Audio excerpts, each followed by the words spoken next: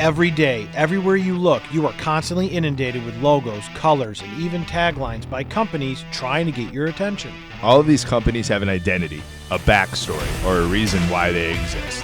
Few people actually break down the brand image. What's their why? What's their mission? What do they stand for? Well, we've connected with entrepreneurs and other interesting people from these companies to share what it is about them and their company that truly makes them brand worthy. So let's get to the show. Hey, what's going on, friends? Jason here with Brand Worthy, powered by Love Local Media. Here with one of my really, really good friends, Mr. Mike Mollardino. What's up, man? Hello, everybody. Excited today because we have a dear friend in the studio today. Yes. And he is celebrating 30 years of serving the community in Schaumburg, which I think is a great accomplishment. Yeah. And so I think you're really going to enjoy our guest today. Yeah, I totally agree. He's a stand-up human individual, and he is a lot tougher hands than we do.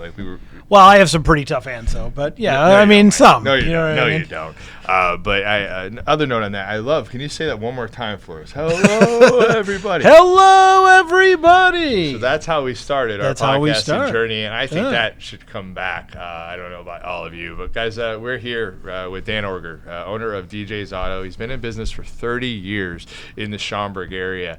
He's not just an auto mechanic. He doesn't just have a business that he runs. He's really, really good person that is well connected within the community, and he's well connected within the community because of his values and his morals and how he does business and how he treats people. One of my favorite things about him that we'll dive into is just his passion for community, but also to be able to give back to the youth of today so that they can help lead us to a better tomorrow when it comes to being an auto mechanic. So enough of me talking, enough of Mike talking. Mr. Dan Origer, welcome to Brand Worthy.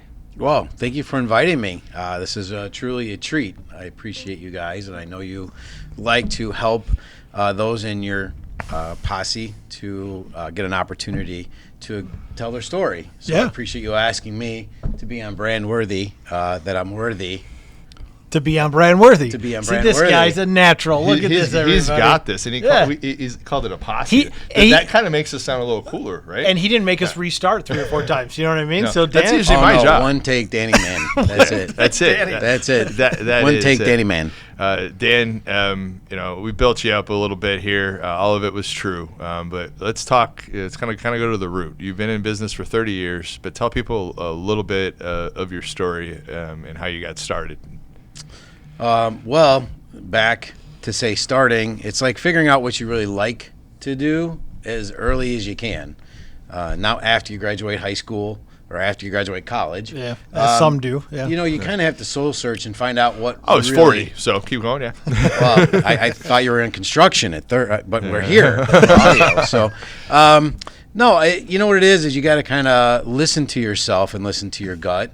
Listen to things that make you happy and what you're passionate about. So when you find yourself doing those things that you really like to do, you find out it's really not work. It turns out to be something that could be very meaningful if you're in a position of helping people in different areas, if it's nursing, doctors, construction, plumbing, anything that you do, mortgages, let's face it, whatever field you find yourself doing, and then you become very interested in that field, you learn more about it, you master your craft with it, and at the end of the day, you try and help people for their problems and guide them the right way. And the best feeling is that they trust you and that they believe in you and they're willing to tell others about what you do. So I can just kind of picture Dan as a kid. Did you just take apart everything in your house? Were you always tinkering with things? So I've told the story. My mom bought me a bike, and it lasted a week. Like a bicycle? Bicycle, right? Yeah, pedal bike. Did you deck it out? So I took stuff apart and ended up changing parts. As a matter of fact, in 5th grade, I actually did a demonstration on how to build a BMX bike. That's awesome. I put my BMX bike in a box. I walked in, and we had a show and tell type thing. Yeah. And I literally put the tires on, put the crank on, put the handlebars on, built the bike, put the seat on. And I had a 5-minute process, and I built the bike, and that was my demonstration back when I was 10? So I've always been kind of hands-on. Sure. And then the fact of opportunities to make money was shoveling snow, cutting grass, things like that. I'd walk around the neighborhood. I had a paper route that I ride my bike every day, and I had certain, streets I had to do. And I just kind of liked the idea of having the opportunity of having money to buy something if I really wanted it. So, do you feel that drive came from somebody, or is it just innate to you? Like, did somebody in your life kind of steer you towards doing this kind of stuff, or just one day you started doing it? I mean, my mom stayed home, so she basically was home to take care of us. My dad, he was gone a lot, and he did work a lot. He was in the photography and graphic arts area. Okay. Yeah. And at one point or another, he had 2 jobs. He worked at the first McDonald's in 59. Really? Almost crossed Ray Kroc back in the day in Des Plaines. But he was very, motivated. We weren't by any means in a great position, but we also never starved. But, he definitely did certain things to help do things that would accommodate things that we want to do. Like, accountability comes like if you want something. So you work your 9 to 5 because you have your daily things. But say there's something you want to go on a trip, or you want to buy something, or you want a motorcycle, or you want to do something. The only way really to find yourself to achieve that is to do something over and above what you do, so it doesn't tap into your day-to-day. So if there's other things that you want in life, put in the extra time, make the extra money, and you can continue to keep doing what you're doing, and then also have these other opportunities. I was in a lot of different opportunities recently where I had a body shop. I had that opportunity for a few years. I was a U-Haul dealer just for the fact of another opportunity, and the best part about that was to meet new people coming into the community, building that relationship with the corporate U-Haul. So, everything you try and do has a connection, and then it has opportunity. Yeah. I feel like this day and age, a lot of people don't really get that connection of, if you want something, you got to work hard to go get it. You know what I mean? I think over time and generations, it kind of seems like that trait is tapered off. And it almost doesn't always work either. Just because you try it and you did it and it didn't work doesn't mean that's the end all be all. No. I mean, it has to fit. Again, coming back to your gut and your personality, things that you do represent what you feel and what you believe in. If you believe in something strong, it's going to have a better opportunity. Yeah. And it's okay, to try things and fail, right? Kind of go back to that, but find something that brings joy to you. I think I don't know if I've ever heard that out of your mouth before, but I totally agree. And I think for me, it was a different path and a different journey, but I came across that. You kind of going back to the story we were talking about originally, you started off with a work ethic and a natural skill set. Obviously, you put bikes together, stuff like that. That started before cars. Do you remember when it triggered for you? Like, hey, I want to be an auto mechanic. I want to help people this way. So I was influenced by guys that lived in my neighborhood. So a guy 2 doors down would do mechanical and body work. Guy literally across the street had a '74 Camaro in a million pieces. Did he ever get it put together? He did. Oh, okay. He did. And full circle now, he works for Napa, and he delivers parts to my store. That's awesome. Oh, wow. Some 40 years later now. But, yeah, it was kind of the neighborhood because I was surrounded by a lot of guys, and we did a lot of football and playing outside, doing things. And as a matter of fact, he got a job at a gas station. And when I was 15, I could take a dirt bike from my house to that gas station, and he got me a job at 15 working at a gas station on Schaumburg Road. Cool. And I was pumping gas, doing stuff before I even had my driver's license. And then started just really learning more about the field. Also, my hands froze, so I was only there a year. And then I went actually to a Firestone and actually worked inside. But he actually was working at that gas station, got me in, and that got my foot in the door. And as a matter of fact, Party for a Cure was not too long ago. Yeah. My first boss was there at the benefit. Oh, wow. And I talked to him about how here it is almost 35, 40-ish years later that he was pretty much my first boss when I was 15. That's amazing. And, it was good to see him. It's awesome. Crazy man. how paths cross. Yeah, it definitely is. That 6 degrees of separation in our communities is real. And I think you can stay connected with people, or people could pop up later in life because of that. So, yeah. If you can try and keep remembering them. Well, you may faces, maybe not names. At least try. Yeah. You call a couple of them Greg every once in a while. It's not a big deal. So what was your that may have happened earlier, guys. Full disclaimer. Adam behind the camera called Dan Greg, and then we had to hold Dan back because Dan's a nice guy, but he was about to beat Adam up. He's like, "Don't ever call me a Greg again." I'm just joking about that. We got to know your first car, man. I want a visual aspect. Like what were you driving? Had to be a junker. Yeah, was it a junker? Like what would you have? So the big thing was, again, in my bank account for 5 years was all deposits. I never took money because you were young. Yeah, you were young. You didn't really have much. So when I wanted to buy a car, I had like $4,000 when I was 16 years old. Awesome. I even borrowed $2,000 to my sister when she was going to buy a car one time, and then she sold that car and gave me back my money. Okay, so this would have been 85. 85. Okay, so 85. You had $4,000 in your pocket. You could get a decently good car. So I bought a 87 Trans Am. 78. Please tell me there's T-tops here. T-tops, gold edition. Oh. I'm 16 years old. The one picture I have at the shop when you guys come over for the open house is I have a picture of me with my mullet.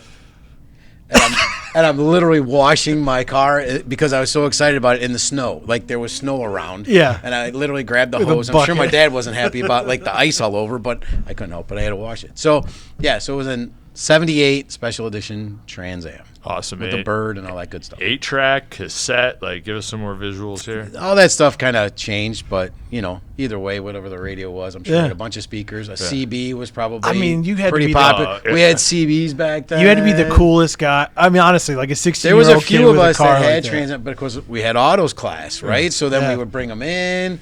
As a matter of fact, my one buddy had a Trans Am. 6 of us, spring break of '87, went to Fort Lauderdale in the 2 Trans Ams.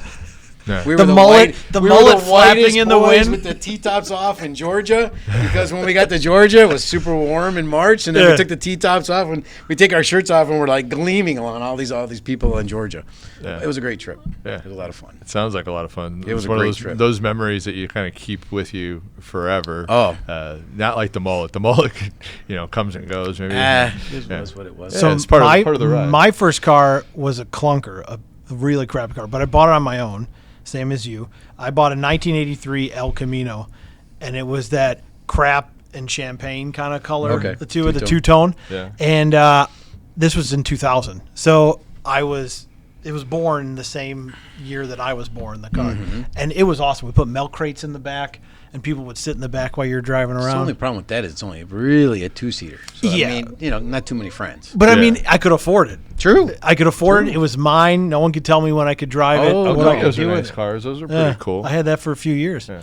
Mine was, sorry, I was talking on cars. I want to talk about mine now, too. All right. Mine was a 1964 Chevy C10. Long bed, disc brakes.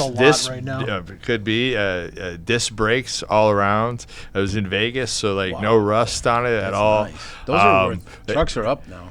Yeah, I bet you it could be. I even look back do I want to get that type of truck again? And you kind of were a dream crusher to me, because I said I want to get that truck again, but you're like, well, Jay, what about your family? You have 4 people. Well, yeah, you can't put. I bought an old car I could put my whole family in. You can't just get a car you put 2 people in. Well, you're not wrong. And now I've reassessed, and I'll find something else. When they move out, empty nest. Empty nest. Yeah, when the youngest is 20 and they're doing their own thing and they don't really want to spend time. Then you get the 2-seater. That's my idea too. So good idea. I was gonna say, many know Dan. A lot of people know DJ's Auto. So what I would say is, I've had cars 30 years now, 25 years. It's very hard to find an honest, good shop that'll help people. It costs money to fix cars, but will help people that are sensible, will give you good guidance. And I found that in you. And so I drive 20 miles to get my car to DJ's. But over your 30 years, what do you think has helped build that following? What is the key to your success? And it's not just you, because the guys in the shop emulate, your being. So what do you think is one of the reasons why they do that? I think a lot comes down to because we put ourselves in their shoes. We look at that and say, look, they're just not a car we're fixing. There's, the guys in the back only see the car. So I try and make that as an example to say, listen, if you were talking to the customer, what would you truly say if this was your family? we would focus on the safety. Then there's certain things, I call it like an opinionated business. Like maybe you need this, maybe you don't. Certain things are at this point, things that are going to be down the road. We definitely can categorize exactly where you're going to need to what degree. I don't like scare tactics. We're not really in it to sell a lot of things just to sell it. We truly want to advise. And I guess the biggest thing is for people is surprises. Nobody likes surprises. So the fact that, you have something going on, I just had the oil change, and, there's something leaking after we did it, and it's not the oil filter, but all of a sudden it's like a trans line or something else. It would have been a lot better if we gave them the heads up when they came in for the oil change, then say a week later, now we look bad, that like it's leaking. Is it the oil change? And again, things always can happen afterwards and whatever. But from the get-go, let's at least do an evaluation, be a little more transparent with what's going on with the car. So again, setting expectations. Everybody, like you said, you have to get your car fixed. You got to get it. Things are going to happen. Have a good set of eyes for somebody in your best interest to let you know what's going on, because you're going to spend the money on the car either way.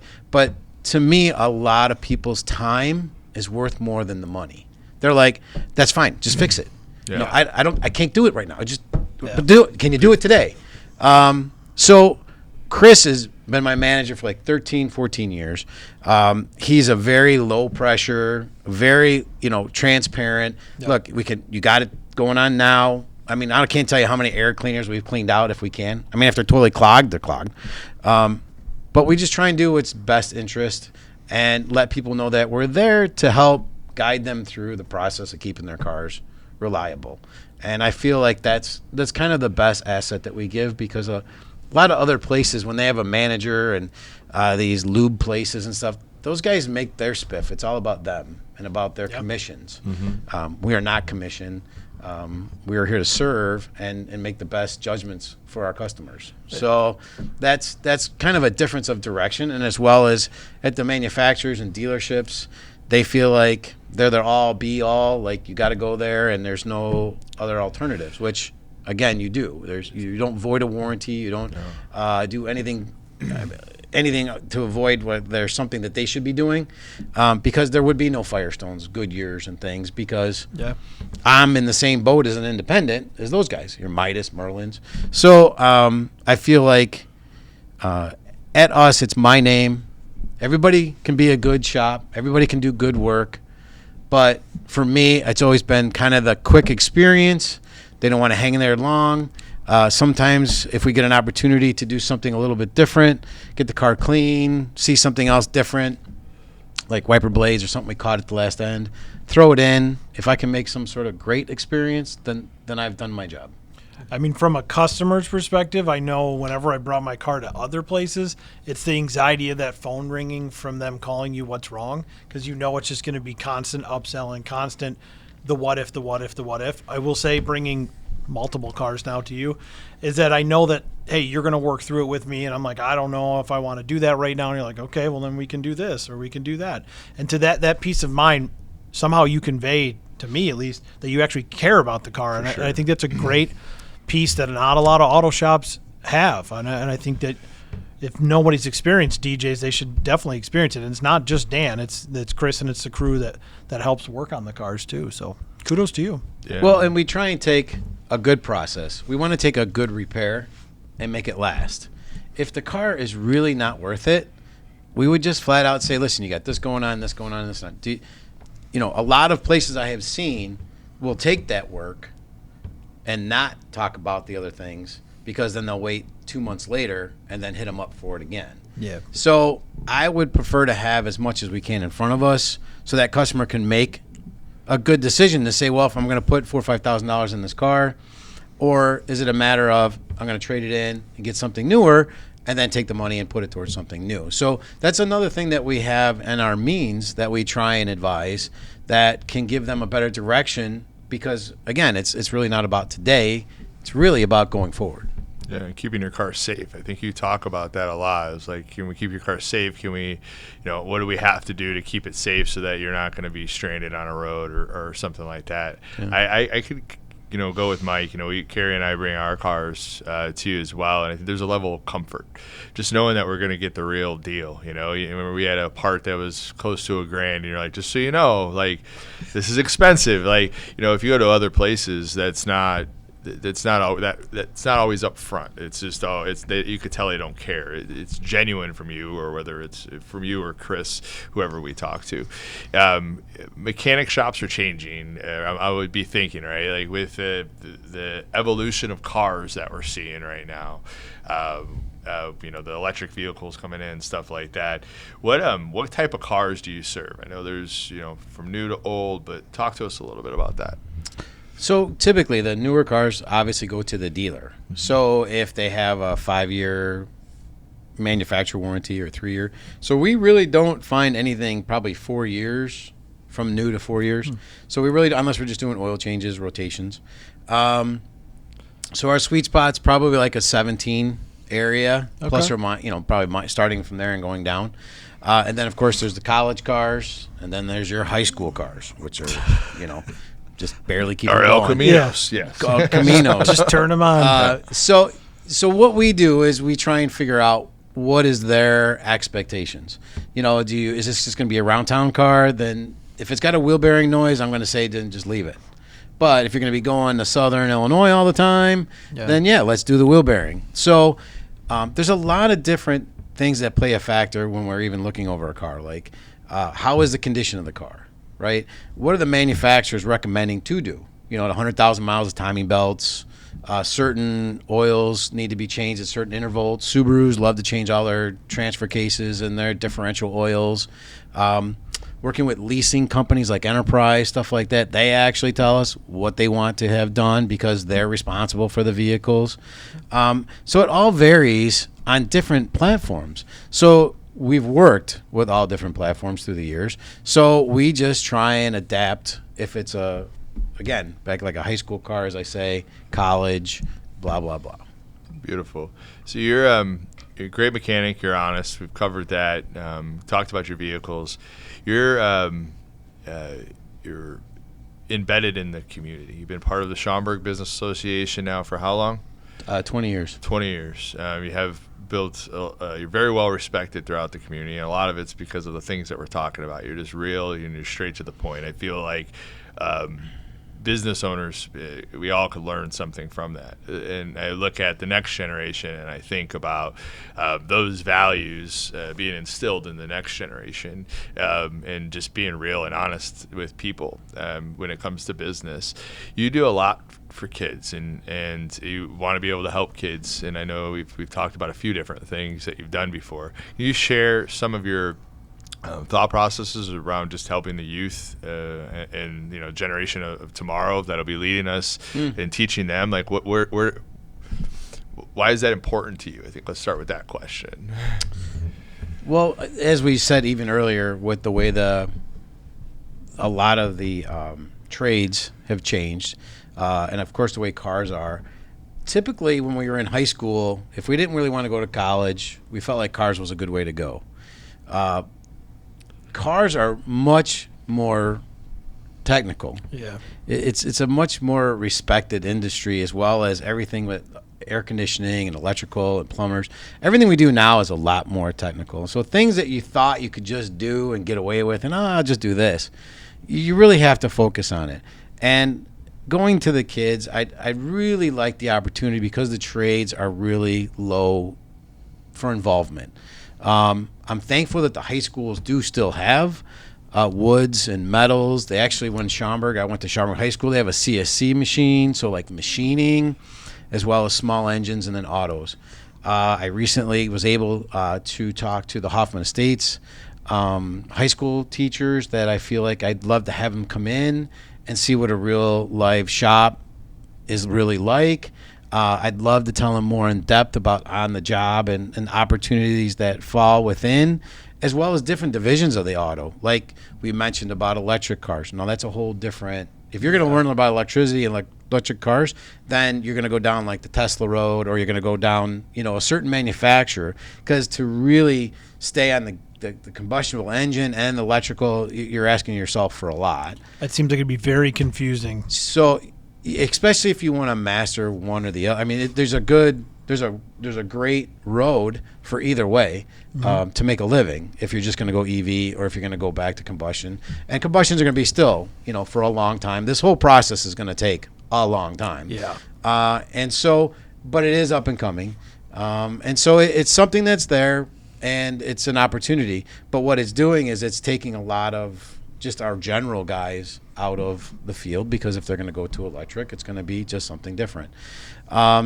So my awareness with the chamber put together last year what they call Lemonade Day. So this is the first time I've kind of heard where they were going to take some kids that were basically in third and fifth grade, and give them an opportunity to start a business and run a business and buy the product, see how much everything cost, how much did you sell it for, and then at the end of the day, if I sell X amount, how much should I have left? And just go through that process. Well, they literally last year had about 50, 60 kids, and I was a good spot. I felt really strong about that when I had the opportunity to speak to the president of the SBA, and I said, this is awesome, because I've been wanting to talk to kids in high school. So if I literally come around and help kids that are in fifth grade, and then I can come around a couple years later and maybe see them in the high school, and my name and my face comes around a little by little, and they get a comfort zone to see I'm around. At that point, I'd be in business maybe 40 years, who knows? But needless to say, the influence of me being around and actually supporting things that they might be thinking about in any kind of business. I mean, it could be anything that they dream of. It doesn't necessarily have to be obviously autos. But to have, again, that beginning of our talk was about what they feel is important to them and helping them through that. So it was a great opportunity for them to see. And then at the end of the day, the end of the program for Lemonade Day, it was like, take your proceeds and give it to a foundation to give back. So it's a win-win. My God. I mean, it shows great value, shows great effort, and then at the end of the day, helps somebody less fortunate. Yeah, definitely. You're all about giving back. I've seen you do it in numerous ways. Talk about some of the things that you've done to give back to the community outside of the lemonade stand. So we had an opportunity to give to the American Cancer Society. So usually it's kind of hard.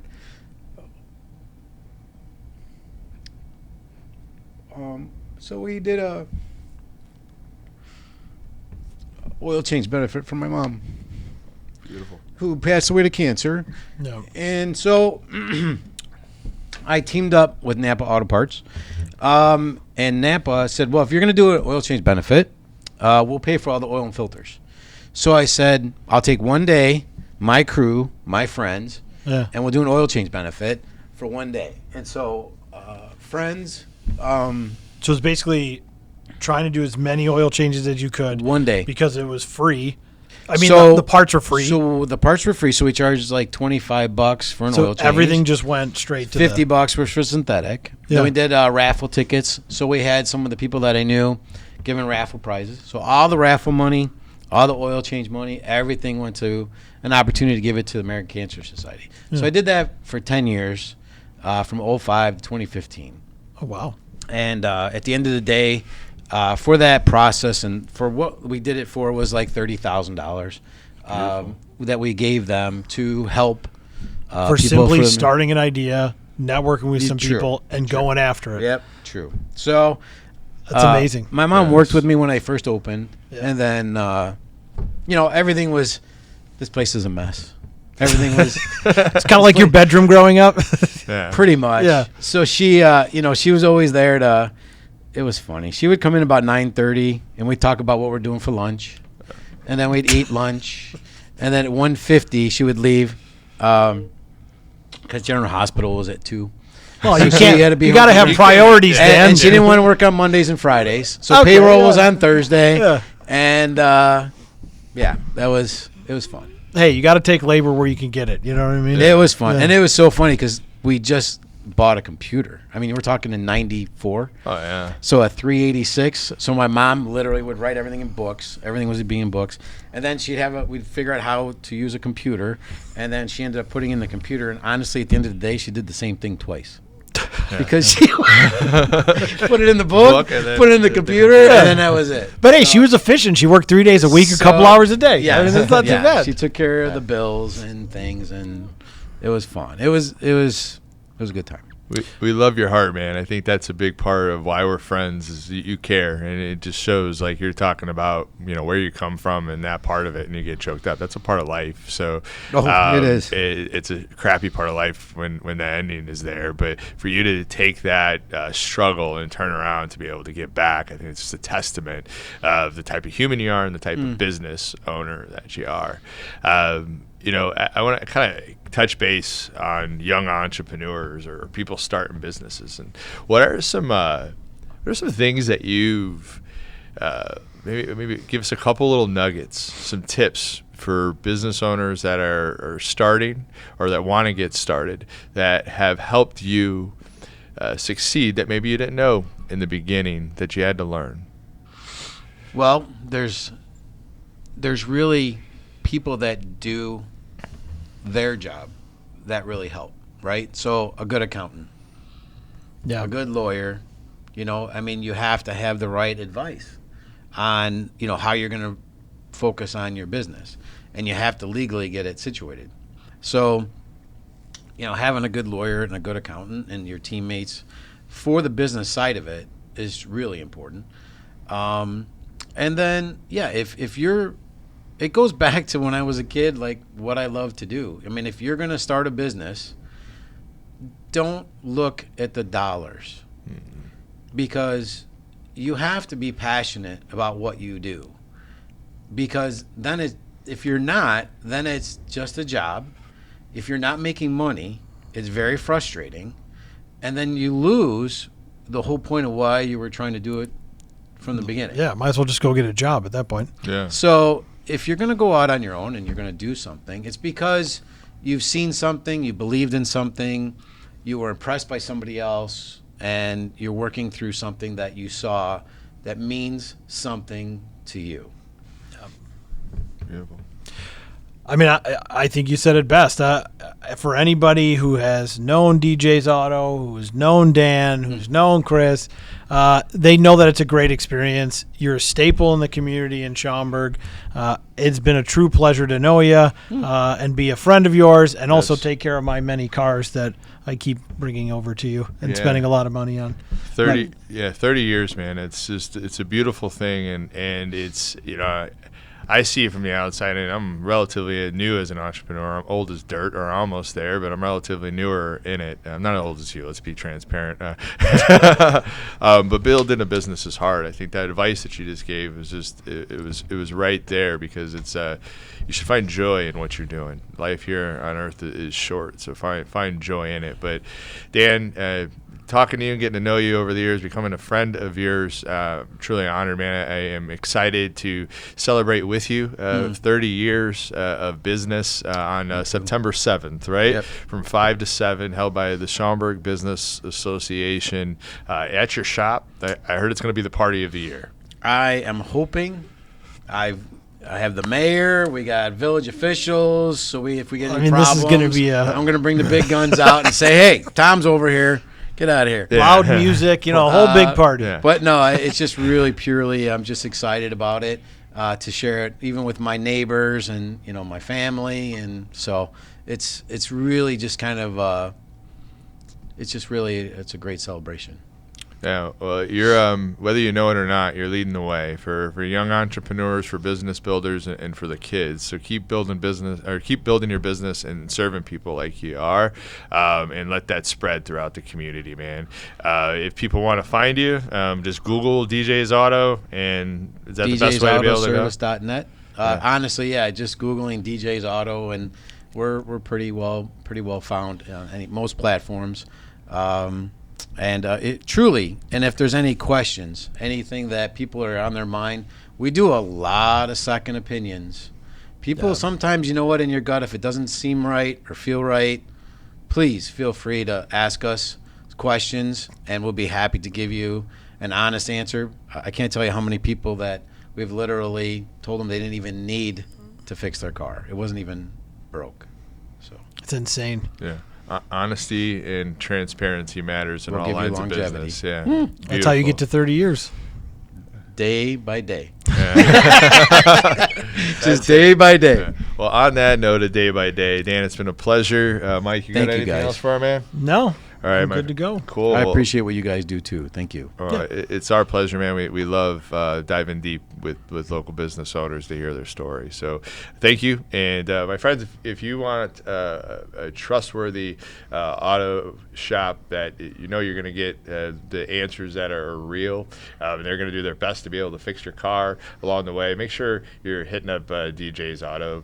Not only are they great at fixing cars, but they're embedded in the community, and they want to make our communities a better place by investing, obviously in the youth, as you heard. And if you know Danny, he does a lot of other great things in the community too. So, and be sure to mention our name because maybe we'll get a free oil change. Maybe for sure. Hey, we got a maybe. We didn't get a no. He doesn't want an oil change. He really wants a seatbelt. I think he just wants a seatbelt. That's all I want. Yeah, seatbelt. Long story, guys. Maybe you can add turbos to Bada Boom. Oh, for sure. Yeah. All right, friends. Bada Boom. That'll be another podcast that we'll talk about his beautiful car that he has. But it's been just fun time talking to Dan today. Thank you all so much for listening. We'll see you on the next one. Peace out, my friends. Peace.